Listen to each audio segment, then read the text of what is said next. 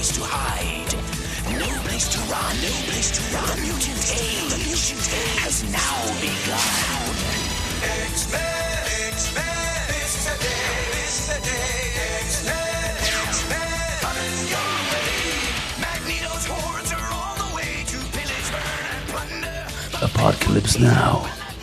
Welcome back to another Film Ireland podcast. This one about X-Men A-Pod-Calypse. Joined again by Scott Adair and Paul Farren. I'm Richard Drumm. Good evening. Hello, I'm Paul Farren. Hello, I think I'm Scott Adair. Yes, I am.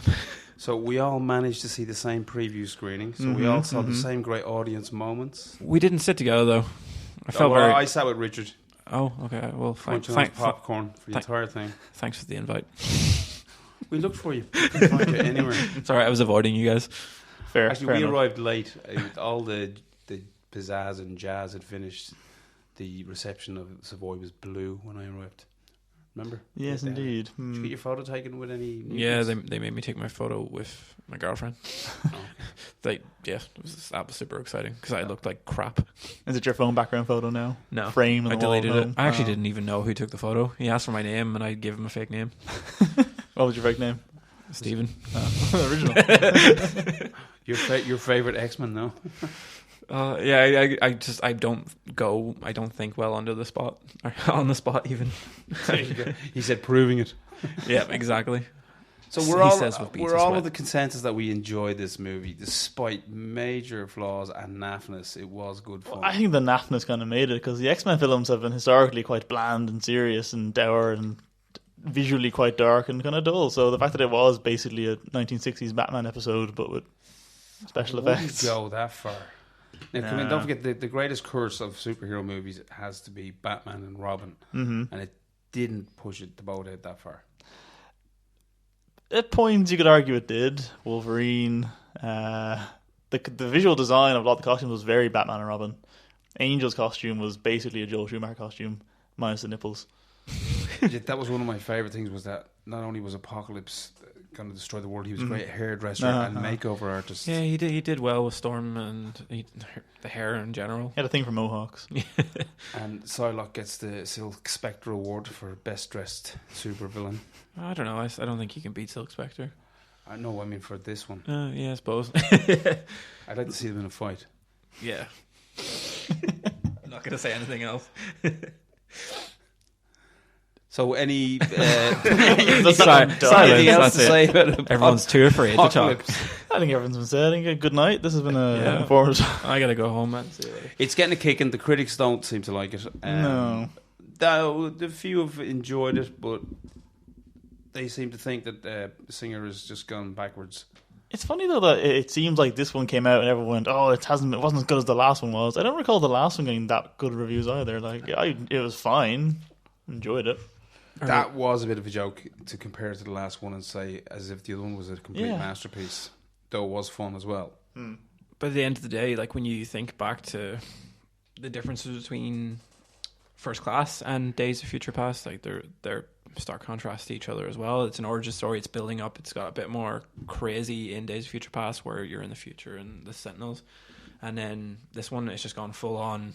Like everything exists that would exist in an X-Men comic or in the 90s cartoon, bar the Sentinels. But spoiler alert, you do see them in the Danger Room at the very end. But oh yes, by the way, spoilers. There will be spoilers. Spoiler King. king. Yeah, I kind of missed the older X-Men after setting them up so wonderfully with that in Days of Future Past when he comes back and there's Jean Grey and Scott and they're all happy-go-lucky.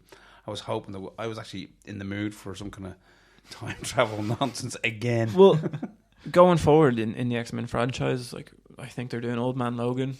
Those actors could still come back. Like Patrick Stewart's in it, isn't he? He's playing confirmed. Professor X, and they've got the young versions of all these characters, and they've already had the pre-established older versions. But I don't know, like Storm was full-on American in the old ones, and now she's Middle Eastern. In I don't know how they're going to sort of combat that unless they just... Yeah, she was from Nairobi originally, wasn't she? Yeah, but she had an American accent. Like, obviously... Because Halle Berry can't act. Yeah, Halle Berry. God damn, you got an Oscar for not acting. in that one kind of okay film that she made. Yeah. So it also felt like a Gothica. reboot of sorts. Would we agree there? There was a certain notion of reboot. by Well, the end. I mean, this I is- was a bit confused by this X-Men again Yeah. aspect. Well, So it fits into the chronology as a prequel. It also dances on certain ideas that were in X-Men, especially X-Men 2, because Nightcrawler, we first meet Nightcrawler as a potential assassin of the President of America. Can I Well- even remember why he was trying to kill the President of America? See? Did Magneto do it in some way? Probably. He was being Yeah. he was brainwashed. That's right. But they'd only met him for the first time then. So is this a skewed business? Oh, yeah, I mean, timeline business. Days of Future Past kind of gave them a way out for sort of saying continuity's different now. Live with We can it, do I whatever suppose, we yeah. want.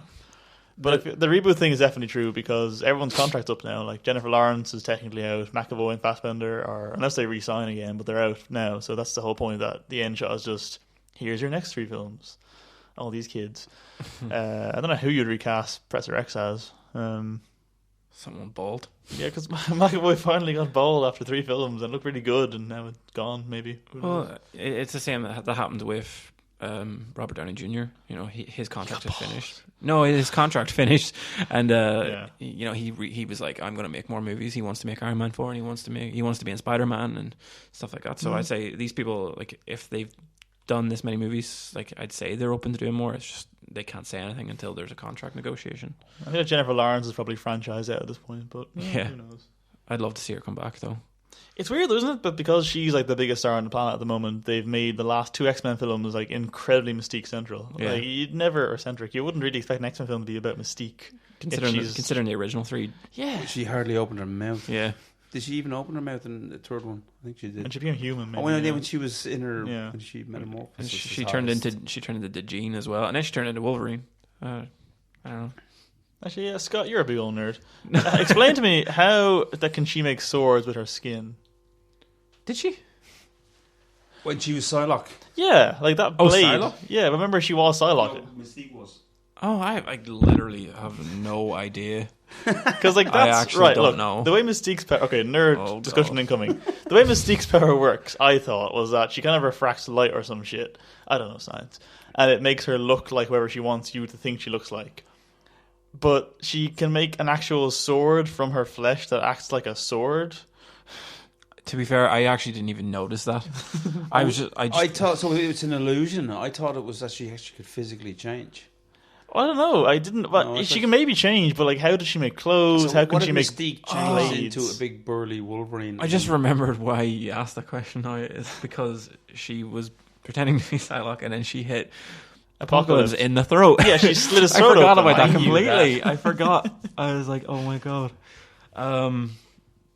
I don't know. Like, I always wondered that because she always has the clothes.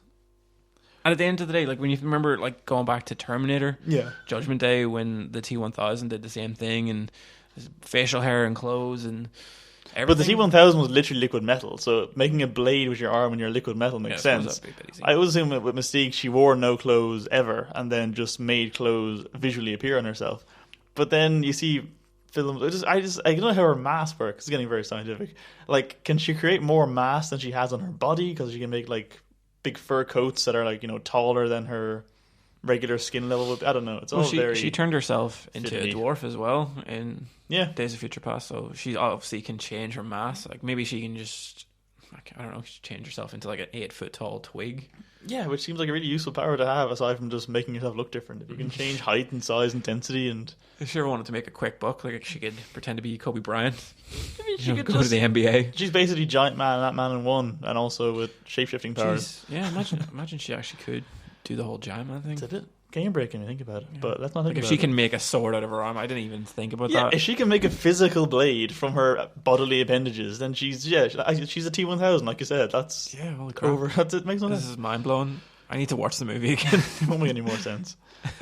So I was using my super hearing there to sort out the sound problem. We just talked louder over it. I'm so just you can't gonna hear it. start screaming. That was annoying me. I couldn't. I had to sort out. It is a fridge upstairs which I've unplugged. Please remind me to plug it in again. I shouldn't be saying this because the person who's fridge it is. will Leave know it I all in. unplugged it. Dear person in charge of the fridge, we are on. So to did you. you sort out that business with Mystique while I was away? No, I just blew his No, mind. we've came to the conclusion that she's a Terminator. I like that one. Yeah, that's it. I don't know the science of Mystique. Use of characters. There was an awful lot of wasted great characters. Just pure. I thought, if anything, Brett Ratner got an awful kicking for the way he misused quick start sense of getting all the bad guys together, and they did the exact same thing. I mean, Apocalypse was torn up left, right, and centre. He just kind of teleported to every mutant he could find, and I was like, I only found 3. It's a bit of a cop out, like. You know, there's way more powerful. Like, but also, I think this is the weird sort of almost sexual lust he got out of it. Because when he was giving people their power, he's like, all the time. And then that whole, I know, you got a good kid of the angel sequence. Yeah, I thought Brian Singer's what was your line? Brian Singer's little gift to himself. Okay, Angel. He went through 3 haircuts before they even got near any apocalyptic moments. That's true. And then he was giving him facial tattoos. That moment where they stopped and he's just kind of... I was like, why are you putting tattoos on him? Like, you know, it's just like, you know, you keep putting spikes in his little jacket and then you give him a costume and like they changed him like 4 times and then he just was apparently killed. He was the Jean-Paul Gaultier of supervillains. There's like, oh, he looks really good, but he's absolutely bloody useless at the end of the day. And Apocalypse said it himself. Like, did he die or not? Like, this is what I want to know. He was still an EastEnders actor. I don't really care. It'd be a building drop on him. Like, one critique I came across was that he was too comic book for the movies. What do you make of that comment? Apocalypse was. Yeah. Apocalypse, like, what does that mean anymore? Well, I actually had that thought after it was over that that was a very comic booky film, and a lot of the reviews seem to be saying, "Oh, it's too kind of camp and sort of just like surfacey." Like, but that's what comics kind of are. It's weird that we now think of gritty, serious, subtextual political dramas as comic book films. When you're trying to make a big blue guy like serious, he's larger than life. He's supposed to be like everything he says like has an air of like. You can't. Can you take him seriously? Like if it happened in real life, if some blue guy appeared in the middle of Dublin and he was just like everything they've built, and it's quite interesting because you could say that like you've got Darkseid coming down the line from DC if things happen at all. We've got Thanos, who is basically Marvel's version of Darkseid, and the 3 of them look like they could be related. Thanos has been set up from. Like the beginning, 2012. But that's what I'm saying. It's like Fox are trying to get in very quickly and do their Thanos style. And that's the thing that DC did as well. They're teasing that he's coming, but like Marvel have set it into place that this is happening, but it's not happening for a long, long time. So sit down, enjoy the ride, and when he comes, you're gonna have your nuts blown off. Like you and your grandchildren. Yeah, like when you're 30 years old, remember when they first teased Thanos. It's terrible that we kind of remember the old days when the X-Men were just a few guys. just a couple of them. Wolverine had that little black yellow leather outfit. Like, well, speaking of Wolverine, though, quick question. Oh, Fantastic Four is owned by Fox. X-Men, they're not allowed to amalgamate the two. They were going to, but that last film wasn't that well received, if you recall correctly. Really? Fantastic Four, yeah. But they didn't try any amalgamating at that I stage. think they were going to in the sequels, and then that universe has probably quietly died now, so I guess not. they clobbered it. Because, Sorry. I mean, Go home, Scott. Sorry. Some great crossovers in the comics between Fantastic Four and the X-Men. Yeah. Because If they rebooted again in the meantime, they could do some good space stuff with them, I suppose, you know. Yeah, that's true. They won't, but as you said, they ruined their chances. They won't come back from that. So anyway, X-Men is solidly going to the 90s from here on, apparently. Which I mean, I think I like the idea of. Everyone loves that that cartoon series, like the most X-Men properties. So they'll probably try and ape that a bit. But also, it seems weird that they keep jumping a decade each time, yet no one's aging. Exactly.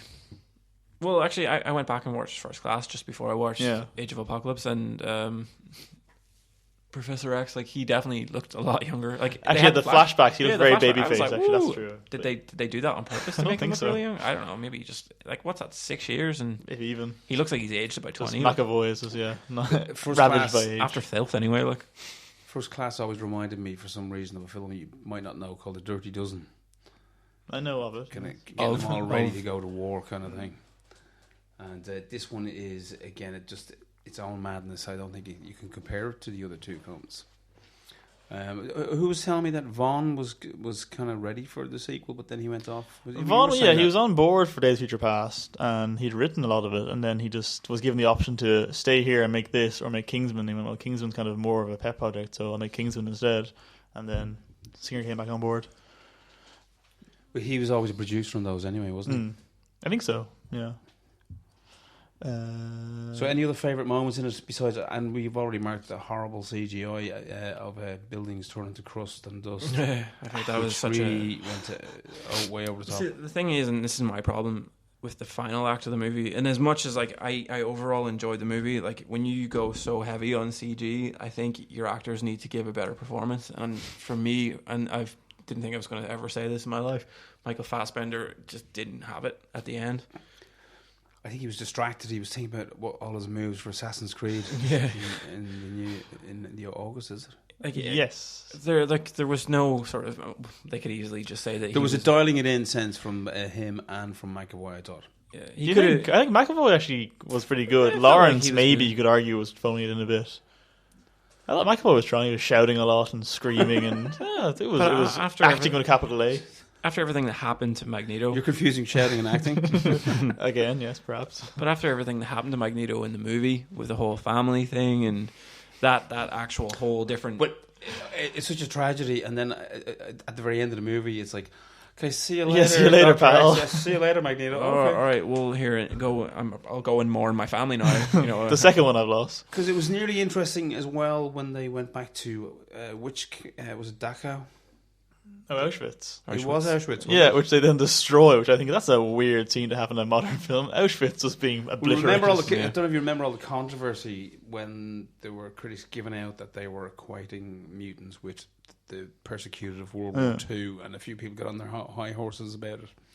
Because all of these people who got on their high horses had never read a comic before, because it was prevalent in the mythology for a long, long time. Yeah. But suddenly it's in the cinema, and oh my god! And it was just so throwaway in this.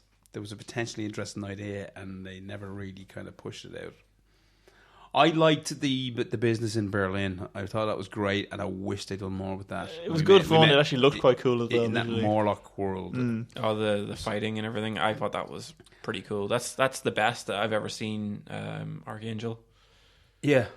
and then they Fucked it up. They fucked it up. I didn't know if I could say bad words. I was real scared. You can. You may get bleeped, you may not. It's kind of Well, if they bleep me, they bleep me. it's kind of roll the dice here. Bleep me, they bleep me. Yeah, that was an awful waste. It was a great sequence, but it didn't go anywhere. And again, Caliban, it's just so throwaway. I was surprised you didn't see what happened to him. Everything was kind of throwaway. It was just here's a reference, here's a reference, here's a reference, here's a tease to the next one. Like that post-credit scene, that's the first time I've been that confused by a post-credit scene since probably Amazing Spider-Man 1. I don't know who that is. I don't know what this is about. Yeah, I didn't. I was like, are they going to do X-23? Because like now is not the right time to introduce another Wolverine when you're building their story around a brand new Wolverine who's just been brainwashed and turned into Weapon Well, X. you got to see the word Essex at the end. And Which luckily, when we were leaving the cinema, people behind us explained. I was like, oh, yeah, that's what it is. thank God. And then there's the wonderful world of Google that people yeah. must run to when they see these things. But pre-credit sequence, back to the pyramid again. We're going back to the pyramid. I loved the fact that from that this place was buried under, like, I mean, we're talking the modern day world was right on top of it. It was just a little tip.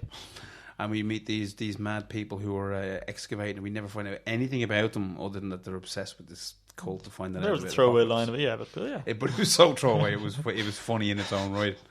And then Moira Target turned up, and as I said to you, oh look, a reference to Indiana Jones. Also, there was another interesting thing was that the chronology in it was hilarious. If you try to put a time span on what happened, now obviously after the thousands of years later, Yes. it reminded me of The Empire Strikes Back in that kind of business of. While Han Solo and crew were all getting beaten around and going to Sky City, it happens in 2 days. And yet Luke was off doing his training, and he nearly half completed his training in 2 days. The chronology was there was 2 sleeps, I remember. There was his poor daughter sleeps, and Jean Grey sleeps. And then the rest was like, okay, what's happening here? There was like, it all happened in about 3 days. Yeah, like after the mansion was blown up, including Magneto's tragic events in Poland. Because I remember thinking when they get into Cerebro and he sees Rose Byrne, I was like, oh, she's still just getting out of that hole in the ground. That was like half an hour ago. I know what you mean. The chronology was very weird. Who's Rose Byrne now? Or Moira Taggart, yeah. Moira. Who That was Rose Byrne, wasn't she wasn't it? Scottish in the original comic? Oh, probably. I can't remember. She ran the Scottish. She wasn't in division First Class. She was still American. Yeah. That's true, but yeah, that was confusing. But another thing, back to Cerebro, how come Magneto's able to deflect Dr. X looking out for where he is? Or did he know where he was and he just left him alone? He didn't even have the helmet on, though. Plot hole. Good point. Another one. I think he was just leaving him alone. Yeah, probably. Until he'd settled down. And then when he did find him, he obviously felt how he felt, knew what was going on straight away. Maybe he's an awful man for that, isn't he? That was a good nod to the original. I mean, one of my favourite scenes in the original X-Men movie was the chess scene at the end. Yeah. And I've always loved the fact that Magneto and X do have a brotherly love going back, despite whatever they go through. Yeah. And he'll always go the extra mile for Magneto, despite the fact that he's a psychotic lunatic. And he's murdered. God, like when he was tearing the world apart, like at the end of the movie, how many people died? And yet he's just been like, "Oh yeah, come on over and build my house again," like, and then you can fuck off. Like, see you later. Oh yeah, building the house again. Contract work's very expensive. I mean, if you have a mass murdering metal man, you will hire him. At the end of the day, like if they're supposed to be the good guys and they're harboring a fugitive to build their house at the end of the day, and then they just let him walk off without telling the police, come on, like what are you doing? Other crazy enough moment, there had to be Stryker appearing, bringing all the mutants back to the mountain. Wolverine gets unleashed. I've got to go. Yeah, like I left the oven on. Shit kind of went down very quickly. Like as you were saying with the chronology, like that from the mansion getting blown up to them being in Egypt seemed like it happened within the same 30-minute period. Yeah, maybe, they were like, "Oh, we're in the mountains." I don't know what country they're in, but like, yeah. But how many people died though? That's the annoying thing. Like you saw only two landmarks getting pulled apart, and that was New York and the Twin Towers. That's another wonderful thing. I don't think anyone died. But the buildings were being like, and he even saw at the end all the destruction and stuff. And a few of those cars must have like small, adorable children in them. They're pets. But like their whole answer to that at the very end was like, "Oh, they're rebuilding. It's fine."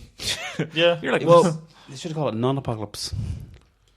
Essentially, he was pulling the world apart like via like its magnetic field. Was that what he was doing? Or through the core? Let's go with that. But like you saw like Australia this getting. Is the interesting thing. I was just thinking there'd be more end of the world kind of scenarios in the last few years than we've had in a long time, and we got a biggie coming now with Resurgence. The trailer that dropped today. I'm going. I'm gonna see that. I mean, have you seen the new trailer? 4-minute trailer. The one that dropped today. I haven't seen it. Like 4 minutes. That's not a good sign. They're trying to get people pumped. Like, but that's what I heard, that they're giving away too much. It's too spoilerific. It's but they'd never learn, do they? I don't know if that's a word. But they're doing kind of Starship Troopers with that. Now we've moved on. We've moved to another movie now. We weren't listening. What? Starship Troopers not staying on topic is a shock. But no, what I was going to say, all these apocalypses are so sanitized, as you were saying. DC got into trouble over. I mean, that was pretty heavy jelly. The first Man of Steel, you knew people were getting hurt in that, so they found the big wasteland in the middle of Metropolis for the second scrap. Where the original one was. The one they created. Yeah. And in this one, as you say, there was no sense of any real jeopardy for the world, because they didn't want you thinking about that. And no, there was jokes to be had. I think it was some academic style critic pointed out that there's more actual killing in PG movies than there are in films that are 15A and upwards.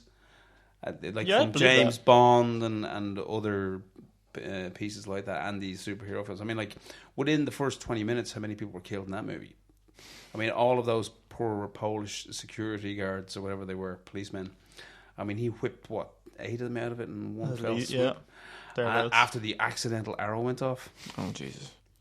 Let's just get behind the science of this. If you have a wooden bow and arrow that you're only kind of half pulling, it would not have the strength to first of all reach that child. 2 people. Second of all, go through 2 people. I know children are made of paper, but still. Richard goes to the movies to obsess about reality. You're getting that wrong. That annoyed me too. I was like, oh, the child's dead, and next thing you know, he's holding the wife and the child. I'm like, how the fuck is she dead? Like, what's happened to her? I love it though. At the most, she would have had a pierced lung. Did she die of shock? Like, yeah.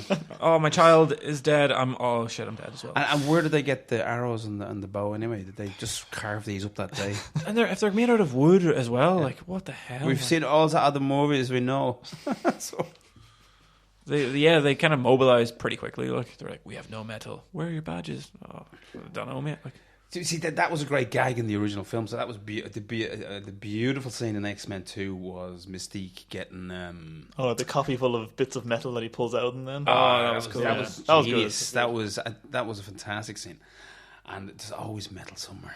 He should be lacing those people just in case something like that ever happened. When does Magneto kill someone with the fillings in their teeth, actually?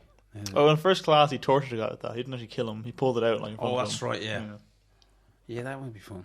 That was cool. I liked it in Days of Future Past when he's walking to go get his helmet back and he's got the two metal balls and he's just kind of twiddling them around and he knocks the guys out. I don't know if he killed them or not. But speaking of that film, actually, let's not forget that he had the ability to, through metal, give sentient life to robots. True.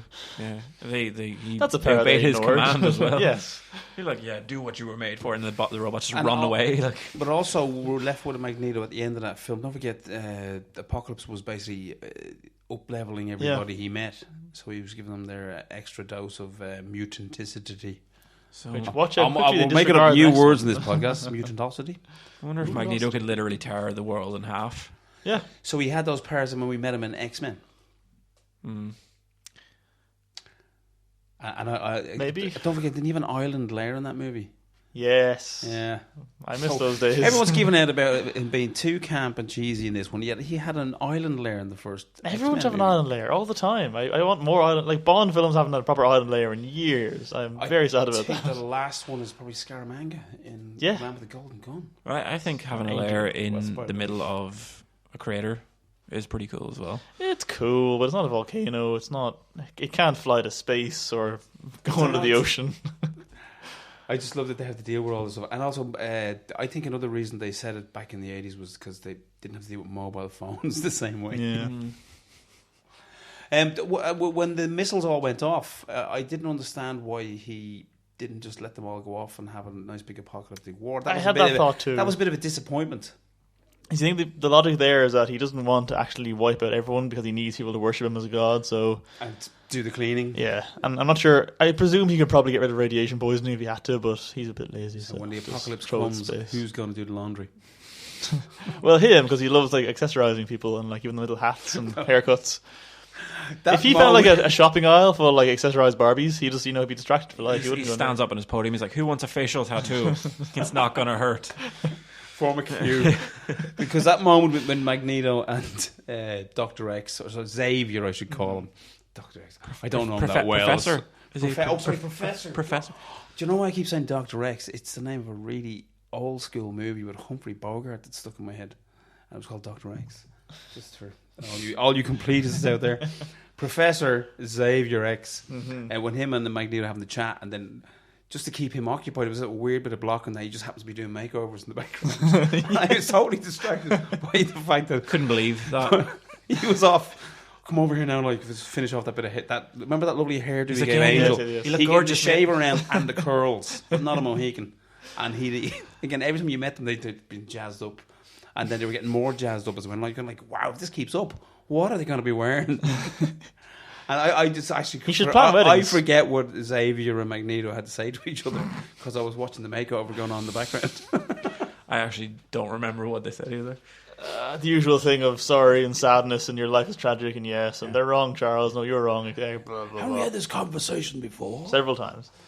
I did love though with the missile bit because as soon as it started up and that bit of Beethoven started playing, I actually rolled my eyes and laughed because like that music is getting to the point now where it's as overused as Moonlight Sonata in films, and it was so cheesy to use it there. Like I still liked it and enjoyed it, but it was just naff. It is a go-to one, isn't it? Yeah, like every kind of poignant piece of sort of montage in movies now has that one piece of Beethoven over it. It reminded me superficially as well of when all the humans were all hanging around going, what's going to happen next? It was very much like the end of the Super Batman when they're all waiting, what's going to happen next while Superman is fighting. Everyone's kind of looking at each other, being like, "Shit, is this over?" Yeah, and we don't have much we can do. We have to hope for the super people will help. Those mutants that we fear so much, they're going to save our lives. Oh, I don't know. So again, the other big plot hole was the Xavier's mansion and how he's getting away with it. Has he been keeping a psychic shield over that place all this time? Well, McTaggart knew about it, so I guess the government knows about it. Stryker knew where it was as well, so I don't know. Yeah, but he never went there until it all kicked off again. Because what was Stryker's last involvement was in First Class. No, he was in Days of Future Past, but then... Oh yeah, well, what was his involvement there? He didn't do anything, because at the end it would turn out to be Mystique pretending to be him, so I don't know. They don't care, Actually, we shouldn't care either. Oh my god, I forgot that was... Scott, do you even watch these movies? No, I watched it the day before seeing the bloody thing, and I was like... Sorry, we haven't done our homework for this podcast, guys. I I meant to do a bit of a X-Men 2 watching. I work in a comic book store. You think I would know these things, but I'm just too busy. Like, can I be controversial and say I was amused by Last Stand? I didn't hate Last Stand. It was fine. But again, they went up to 11. That's because it had Xavier bent the old Golden Gate. Was it Golden Gate Bridge? And they went a little bit extra on this bridge.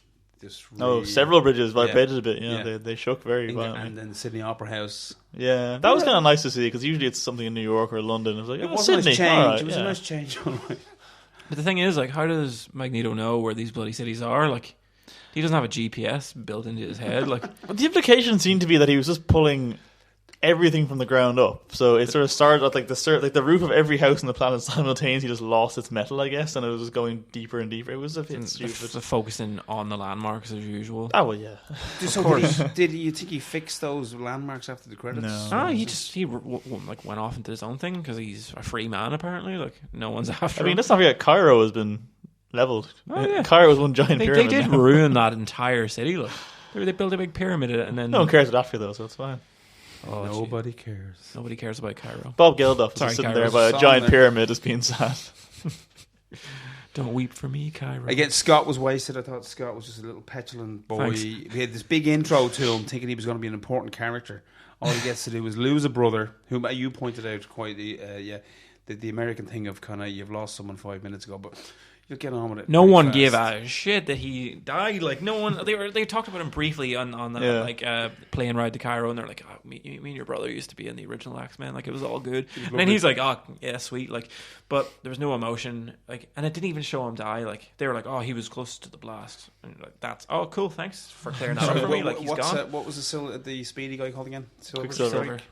Quicksilver. He was the best part about the whole movie. That was the highlight. I have to say was his the rescue scene. His multiple, actually, he got a really... But it was also one of the most hilarious subplots in terms of him not telling Magneto that he was his son. Oh, he was right there. He could have just been like, "Oh, what are you fighting for?" But maybe like on a meta level, he knew that Magneto's family always dies tragically and suddenly moments later. So he's like, maybe if I tell him, I'll just get killed. So I should just stay quiet. If he doesn't know, I'll save myself. Yeah. In the comic book chronology, he does get to know this, doesn't he? Mm-hmm. Oh yeah, like sure. There's like a whole House of M story. But I love the fact that Storm has the conversation. Is the one who says it. He is your daddy. Yes, everyone knows apparently, bar him. Except for him, because he's too busy building houses. Yeah, he's been having a big chat after that big scrap, haven't you? See him over there. That's his dad. He doesn't know yet. Why didn't he tell him? Oh, I don't know. Just don't get involved. And poor Moma Souse, after drunken mutant sex, just hanging around the house. She's like, "Yeah, I can't tell anyone I slept with him because he's a mass murderer." But yeah, the rescue scene was great. It was again. It was another version of what we saw in Days of Future Past, but they went up to 11 on it in a nice way. But that was a great excuse, yeah. He was close as the blast, you wouldn't have made it. It was a bit tone deaf, though. They kind of have the ostensibly most quote-unquote dramatic moment in the film, and then immediately hard cut to Sweet Dreams Are Made of These playing, and then all that nonsense. And like, I love that. And when he's dying during that, yeah, like they didn't show it. Like Havoc is still dying. Yeah, that's actually true. He's dying with that whole sequence. It marred that whole thing for me because I'm like, "Oh, that was such a good sequence," and you're like, "Oh wait, Havoc has been killed." Yes. But no one else seems to care. Like, and he was such a he was barely in Days of Future Past, but like he didn't Havoc turn up in the comics after Scott. I don't know who came first. It's like. No, he did, because like the original X-Men now with Stan Lee and Kirby was Cyclops, Phoenix, Beast, and Angel. Yeah. And Angel. They were the originals. Nightcrawler came in the 70s when they revived it. So then they brought the older brother in around that time. I know a bit. My knowledge. I'm going to just Wikipedia everything in the future. But yeah, they didn't do much with them, and you get the impression that we're getting the X-Men all over again. Which I'm okay with. This is actually the first time I haven't hated Scott Snyder. Scott Summers. I actually thought he was kind of likable in this one. I know he didn't do much, but I The like actor him playing 'cause him was quite they likable. had him. He's young and Yeah. he just wants to sort of be a teenager. And that part where they went to the mall, like I think it was cool because when they were doing the Quicksilver sequence, when they're in the car and they're all making stupid faces, and he's just kind of just standing there like reading, looking at the house, and it's about to explode. And he's like, "Oh shit, I better go in there." I just thought that was kind of cool because they'd obviously been out and messing around. But apparently, there's a whole scene of them in the mall, like as to how Nightcrawler got his red leather jacket that they cut out of the movie. I think that's going to be a deleted Is Michael scene. Jackson there for it? Yeah. Oh, good. Because also, it's the second superhero film this year to reference Empire Strikes Back. Yeah, and in the space of, what, a month? Yeah. Except for... Again, 20th Century Fox are going to... Oh, no, wait, they don't even own Star Wars anymore. But Marvel's been doing that for years. The whole point of Phase 2, like all the films feature someone losing a hand as a reference to Empire Strikes Back. Every single Phase 2 Marvel film has that as a weird Star Wars reference. So, Did you notice the poster in the background was for the lesser Indiana Jones movie? I'll go back to Indiana Jones references. The movie they've been to see is... Did they go say what the movie they went to see? I think it was Emperor. No, I it was think it was Jedi. Return of the Jedi. Return. Oh, they went to see. Yeah, but did you see the poster was in the background? It wasn't for that. It was for Romancing the Stone. No. Which was Bob for you completists out there. It was from Bob Zemeckis' Zemeckis. Zemeckis' attempt at an Indiana Jones romp with Michael Douglas and Kathleen Turner and Danny DeVito. Danny DeVito's in that. Did he play the boulder? Like, Oh, yeah. Sorry, Danny DeVito. Very low. I really like him in. That was a It's good Always Pacino Sunny. impression there. Batman Returns. It's Always Sunny. He's so good. Oh yeah, he's good in that. Well, I think the Star Wars joke in X-Men Apocalypse is going to bite them in the ass, though, where they reference that the third one's never as good. It got a hearty laugh at the screening we went to. Yeah, Everyone bar us, I think. I know I didn't laugh. because You they're didn't. they're obviously making fun of the last, like, you know, X-Men 3. Last Stand, yeah. But at the end of the day, like, this wasn't the best X-Men movie. And I think in like when everyone sees it, when the American and the worldwide audience see it, they'll Yeah, kinda, and I bet if you did a poll tonight, it would come in number 5 of those 6 movies. That's very specific. I'm a very specific guy. Sorry, 8 movies. Get it correct. the poll is live. what are you including now? I'm talking about the X-Men. Deadpool? Yeah, well, 1, 2, 3. then I'm 9. not talking about. No, I'm talking about just the X-Men movies, Oh. as in. Oh, the Wolverine team- movies. It's another conversation. Jesus. I hated the last Wolverine movie. Really? But he's fighting a man on a speeding train. It was great. Oh, that was so That good. was no. And the R-rated version, when the big wood chipper gets involved, fantastic. What? I've never seen that. The R-rated version, when they're in the big town at the end, fighting, what's her name? His female sidekick? The ninja one, whatever her name was. She's just driving... Richard, I'm surprised. I thought you'd know I the forgot. answer to that. I know, but I'm not going to tell anybody as punishment. Fucking grand, whatever. She's driving a big Kiko? snowplow. No. Kiko. No, that's American Dad. That should have been a good movie. It had all the elements. It was based on a Frank Miller story idea. That isn't always a good thing, and- but yeah. No, it's not always a good thing. I agree with you, but it didn't hold together, and it was also a Yakuza movie as well. But I agree. There's great moments in it. The bullet train was fun, but the whole thing didn't hold up. Yeah, that's fair. All right. That's all I'll say. I'll Okay. rest my case. You know, I haven't seen the Rogue cut of X-Men Neither Days of have I. Future Past. Which what happens in that? Is it 17 minutes longer? This is a Yeah, whole I think subplot with it's just all Magneto and Rogue. Rogue just doing some heist or something. Oh, I'd like to see that. Yeah, that could be Yeah, fun. like, Is there a longer version of Last Stand? By the way, No idea. there's another curse you always notice when you know a film's going to be bad. Is that it's 90 minutes. When they began, they were all these big kind of 2-hour films, and suddenly Last Stand was 90 minutes. You go, wow! And the amount of stuff that was crammed into that film, which was ridiculous. I'm the Juggernaut bitch. Yeah, I know. And again, it had a was few so little funny, moments like- that were okay. Let's be honest. I actually liked the Juggernaut though in Last Stand. That's like he's my guilty pleasure. Like Vinnie Jones, is so good. And he's just chasing after Ellen Page, who's like a quarter of his size, and I'm just like, this is ridiculous. That was funny. Yeah. And also his delivery was great. You can imagine him saying that on the pitch, couldn't you? Oh, you what? Juggernaut. Apparently that's where they got the idea. They should bring him back. He was supposed to be in Days of Future Past. When Matthew Vaughn was still making Days of Future Past, Quicksilver wasn't in it, and that whole raiding, or the heist on Magneto was meant to be them dropping Juggernaut from a plane, Oh my god. and just him breaking into like the bottom level of the Pentagon to get Magneto out. It wouldn't be as good. It would have been fun, not as good. The Quicksilver one was more fun. Yeah, exactly. Because you get to run up the walls, and that was such a good sequence. So our advice to all those people out there that have listened to our spoiling is that they should go and see this movie anyway. It's a bit of fun. Yeah, everyone has to see it to make up their own mind, I think. Again, it's an antidote to the more serious kind of stuff that's been I going think on. so. Like again, I love Civil War, but I kind of But it was back to strange balance, you know. Yeah. Like when just to reference Schumacher again, he's in my head for some reason. When he got his hands on Forever, and you know he got away with it because he made a lot of money. And let's face it, Jim Carrey kind of carried the villainy in that. Two-Face was a tragedy. It was ridiculous. But that's the most emotion Tommy Lee Jones has shown in like decades. So All I good job remember there. from that now, I haven't seen this movie in about 5 years, but like I always wondered what he was eating when he was in his halved out palace house, whatever. I was eating pavlova. I've always wondered that. No, I was wondering what his sex life was like. Like, is the split right down the middle, like the whole way down? Is that what- I'd say he spent most of his time over with Drew Barrymore. She was the angel one, wasn't Yes, and the other one was sorry, no one knows. sorry, no, Not Drew sorry. Barrymore, right? Not Drew Barrymore. She's on the other side of the house. she? The vixen. If you know what we're talking about, you know. And if you don't, well, I'm And sorry, then- I'm not explaining it. But the Batman and Robin thing, no one's going to go there again. I want them to. I seriously want one person. I would love an attempt at a faithful 1960s Batman like remake. I think that'd be incredible. Just one off. Just do one as a kind of palate cleanser and then go back to Dark and Gritty.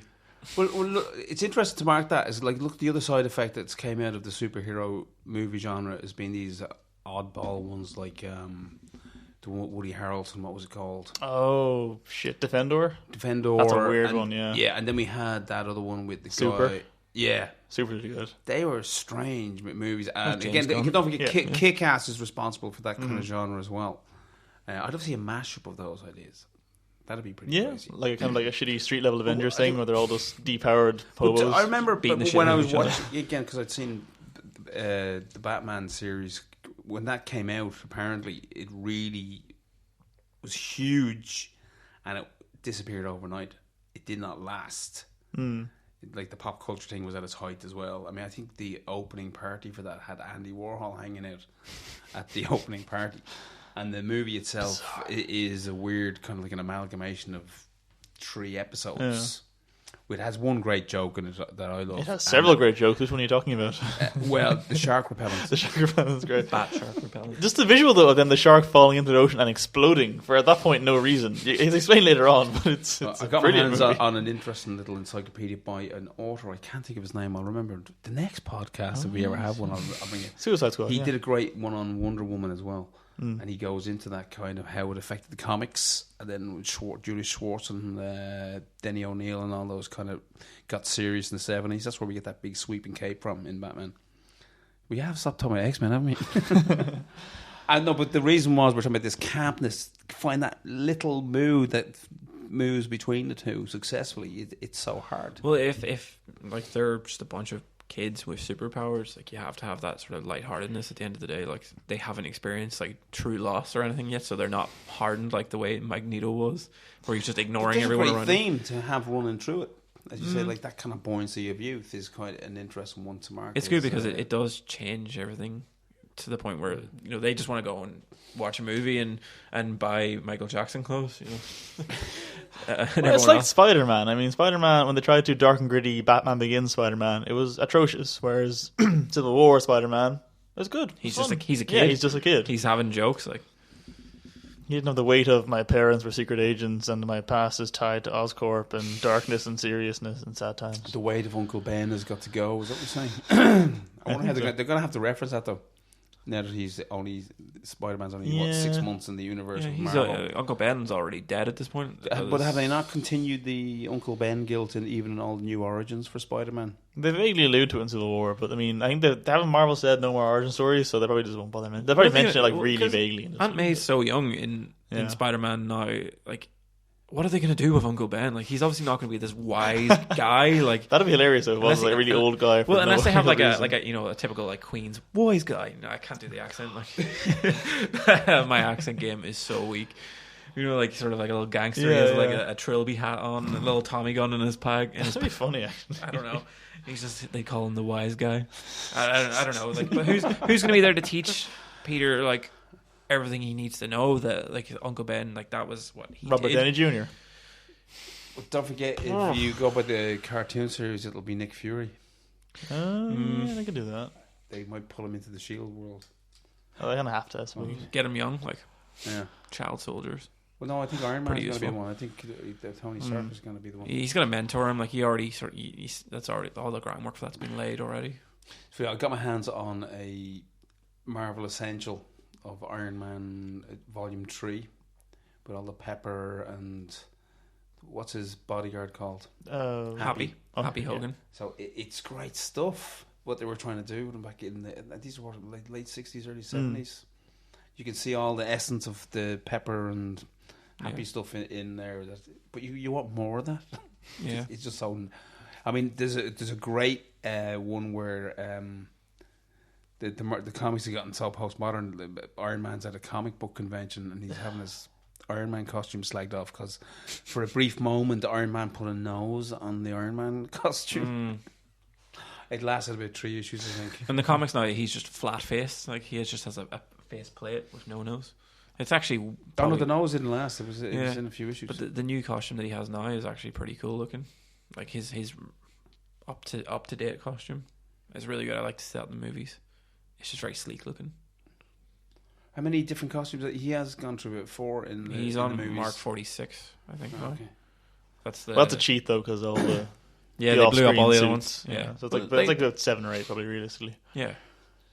Yeah, I still don't understand why he did that.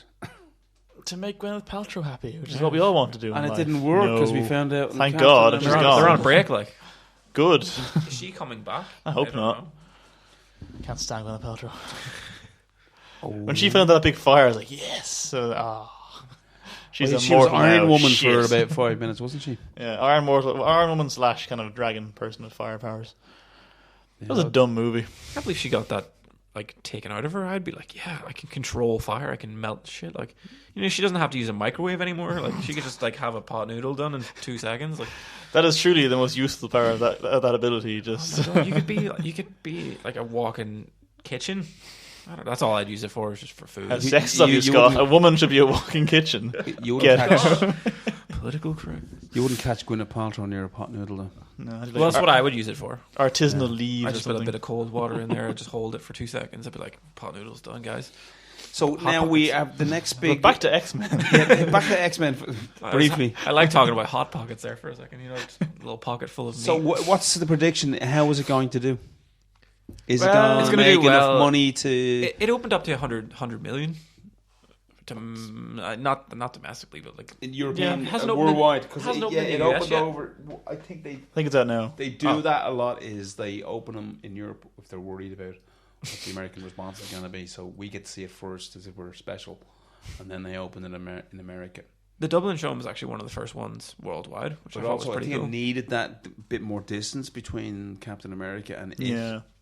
Because I think we also got Captain America first. I as think well. they could have done. With We putting get most of the X-Men out in superhero movies summer. first now. They could have done with putting either Civil War out in July or June instead of having them in May. You know, they were. There's both probably out in something May. else out then. When's Independence Day out? But Probably it is one June of the most time. crowded years, I think. Yeah. In terms of Yeah, the there's- big studios. It'll only get worse from here on out, Yeah. though. Because we have, are we getting a Panther by the end of the year, or is that early next year? No, it's next year. Well, we've got Doctor Strange. And, So and next is Suicide Squad, which is Yep. looking like I still have high hopes, but I'm so that's getting straight iffy on to that one. Wind on the Prairie. But did you not hear during the week that they had their first test screening and everyone came out saying, yeah, it's good? You know that's definitely true because Warner Brothers told us that. Did they say it as excitedly as that? Yeah, it's all right. Like, These are the same people that saw Batman Superman test screening and said that was great too. So you know they're accurate. this is the ones that got crowds screaming at San Diego Comic Con when they first showed that test footage as well. Nuts. Oh, they went wild for it, didn't they?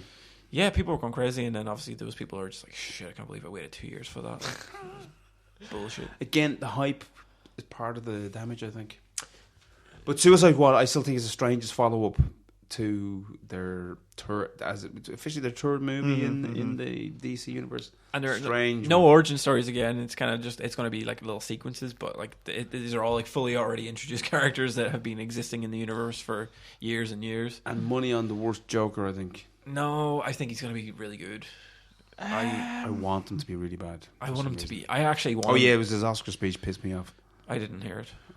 His Oscar speech, I like Jared Leto. It's more just his on-set quote-unquote antics and shenanigans that are kind of making me hope that shit. kind of annoys me. Like, why would you send a dead rat in a condom to someone? Like, Used condoms. We had this conversation last time. Yes, we remember? did. I don't think he'll be bad. We still don't know who used the condoms. he used them on himself. Like, But that's just really sad that I was thinking, hey, this is going to be so funny, just like wanking into several condoms in succession and sending them all out. he's like, did he send them in a box or did he send them in an envelope? Let a PA do it, I'd imagine. If anyone out there knows, could they please write it in the comments and put this one to bed, because we can't keep talking about We need Jared to know. Leto and use condoms every podcast. Like, where did he get the dead rat from? Did he buy it from like a pet shop or something? Like, And then killed it. I'm sure you bought a nice sanitized, one of those If you frozen hang around- rats. Yeah, exactly. If you hang around the right place. Oh yeah, that's right. And then he just tore it out. And he, maybe he was sending it Thought to he Killer was so Croc. edgy. So there was talk of reshoots for that one you were saying last time. I think. They're either doing or they've done I think reshoots. they're done, yeah. It's to add more comedy. Well, I think, Yeah. I think that's a good idea. We've been over this. I mean, but, how many yeah. banana skins can you have in a superhero film?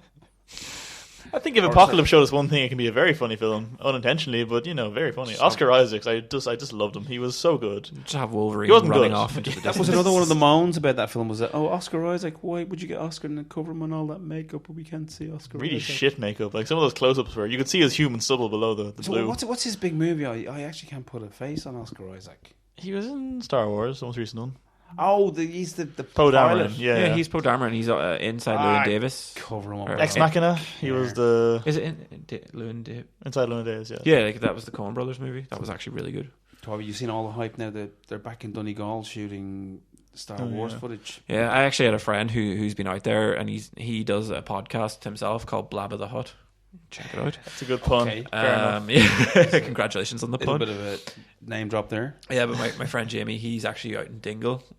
He was with the cast, and that's all he's been able to tell anyone. Like he can't say anything because But he knows stuff. he knows stuff. He was So there if when they're we filming kidnapped scenes. him and tortured him, would he speak? Probably. Like I'm gonna have to. Did you say? My claim to fame is they drank in a bar called Farren's Bar. Oh, nice. Jamie, Stormtrooper playing pool. he took a stone from the first Jedi temple house that you see from, I think, it wouldn't be Skellig Michael, but he took a stone from one of the Jedi temple houses. He must have been up where the Falcon was or something. And now that you've said that, he'll be arrested. Oh, for have they it. brought the Yes. Falcon up to Donegal? they built it. Yeah, well, I think they've probably finished it. I saw a picture about a week and a half ago, and it was like half done. And is this film coming this Christmas or next Christmas? Next May? No, it's not. It's next Christmas. No, I think it is. They moved it somewhere, didn't they? I don't know. No, it was okay. Actually, was originally May, Rogue wasn't it? One is out December. Okay, that was that's right. Yeah. No, but that was supposed to be out in May. You're right, yeah, and they moved it to December because the last one made a shit ton of money in December, so that's clearly a lucrative. There's no unlucrative point in the year anymore. I don't think this whole notion of People kind will of go to the seasons- cinema exactly. whenever they want. Like, But Once the hype machine is they there, will it's pick fine. a time that they'll pick. It's either going to be some kind of holiday season going on. I at the end of the day, suppose. they have to get merchandise out as well, and if it's Star Yeah. Wars, it's one of the most profitable merchandising deals. Like, well, apart from Harrison Ford gets what, like 1% of everything. I can't see Suicide Squad doing well in the merchandising. I seen some of the action figures like solicited already, and they look really good. The problem with Suicide Squad is that like Harley Quinn is one of the most marketable things they have for merchandising, but Everyone's they're gonna not. buy them. No, but they're not using her look. Joker condoms. Well, you ever hear of Jared Leto approved. you ever hear of Hot Toys? They make Yeah. the 12-inch figures. Tested by Jared Leto. Each one individually. They use in these Hot Toys they use the likeness of the actual characters. The Hot Toys stuff is great. It's too expensive for my taste. I'd love to own all of it, but I just feel like in terms of like hats or beanies or stuff, they can't do Harley Quinn for Suicide Squad. But you that can tell way, us this, 'cause Scott. they're- I mean, what is the sales on that kind of stuff nowadays for older Comics or fans? No, the merchandising in terms of the well, dolls and statuettes and As someone who's blown in the last 5 years, I'd say close to 400 or 500 quid on figurines. I think it's pretty good. yeah, like I spent a good few €100 on action figures as well, including Hot Toys. But figure wise, like I bring in the stock from my store, and I try to stay away from all the cheap crap. Like let all the other shops like Smith's have that, but I try to go for 25 to 35 like minimum. exclusive kind of Yeah, like you'll get like the 6-inch action figures that they have out already for like the Batman animated series, and they're really cool looking. And then there will be sort of when they have out the Suicide Squad range, they'll be about £30. To bring it back to Apocalypse, has there been much out? No, there's for that? no X-Men merchandise solicited at all. Why is that? I don't know. Like, I think it has to be something to do with Fox, because there is no merchandise for Fantastic Four either. And don't forget, Fox are the people that didn't realise the merchandising value of Star Wars. Yeah. Well, also as well, for Days of Future Past, there was only one action figure released, and that was Wolverine. Yeah, but do you remember like when the first X-Men film came out back in 2001? I recall that being very toyetic. There was tons of ads on TV for like figurines. I'd love to see Apocalypse's hair salon.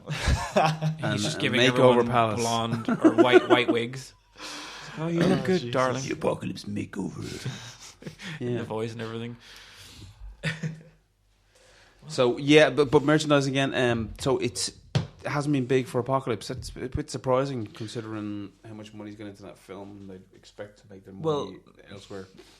Action figures Or and they stuff, not- and any sort of merchandise is actually solicited months and months before the movie. So it would have been out at least a month before the film came out. We were shown Star Wars stuff back in October last year, and the movie was out in December, but it was embargoed. We weren't allowed to talk about it.